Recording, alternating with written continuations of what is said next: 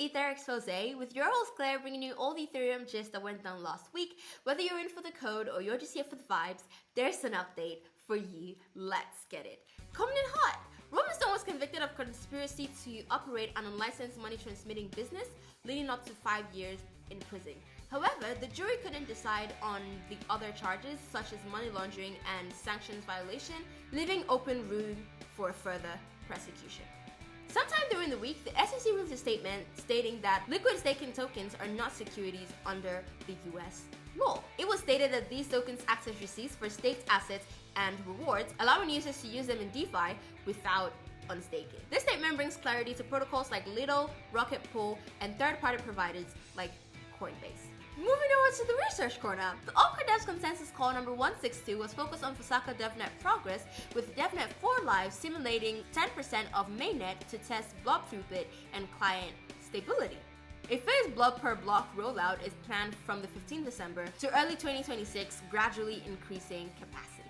The client teams requested a 4-week delay due to incomplete merges and testing gaps, but key features like Get Blobs version 2 are ready, and we also saw that Hosenki is being planned out for early September, balancing speed and security.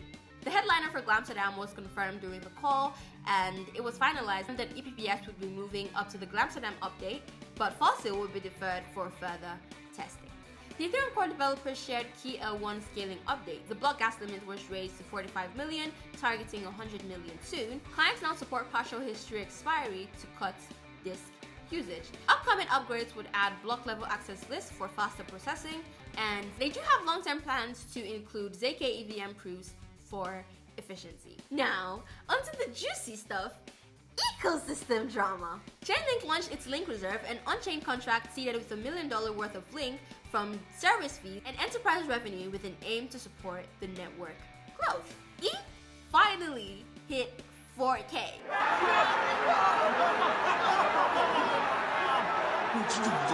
The Ethereum Foundation announced that it will be matching up to $500 in donation to Roman Storm's legal defense. Arbitrum launched its $10 million audit program, offering third-party audit funding to early-stage products building on its network. You can check out the link in the description to apply because you do not want to miss this. Base halted production for 33 minutes on the 5th of August due to an automatic switch to an unready sequencer, and users could not interact during the outage, but the team quickly identified the issue and manually switched to a healthy sequencer. We also saw organizations like Cosmos Health and Fundamental Global create their own ETH treasury strategy. A new executive order in the US expands investment options to include crypto, private equity, real estate, and more. This new order eases regulatory restrictions and provides clearer guidance for fiduciaries, giving crypto access to the $9 trillion in the US retirement market. Here's what happened with your favorite project last week. Fileverse launched Kawaii Upgrade on DDocs, allowing users to personalize their documents with custom backgrounds, canvas colors, and fonts to better express their brands and moods. Labs officially launched their DA Builder on the Ethereum mainnet. It is a blob aggregation protocol that aims to improve data availability and lower cost for rollups and users. Moving over to some important metrics of the week. The Ethereum ecosystem hit a total value locked of 300 billion. Staked ETH hit an all-time high with 35.8 million ETH, worth over $138 billion. Uniswap also hit an all-time high in swaps with over 700 million.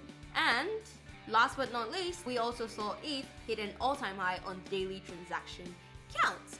We manifest more wins, more all-time highs, and ETH to 10K. Moving over to the events. The Ethereum Translate-a-thon is back. Ethereum's annual Translate-a-thon is coming back this month from the 25th to the 31st, and you are more than welcome to help translate Ethereum's educational content so it's more accessible to more people. There will be prizes available to be won, so do click the link in the description to get more details on that. And that's a wrap on your Ethereum News Rundown. Keep grinding, stay decentralized, and I'll catch you on the next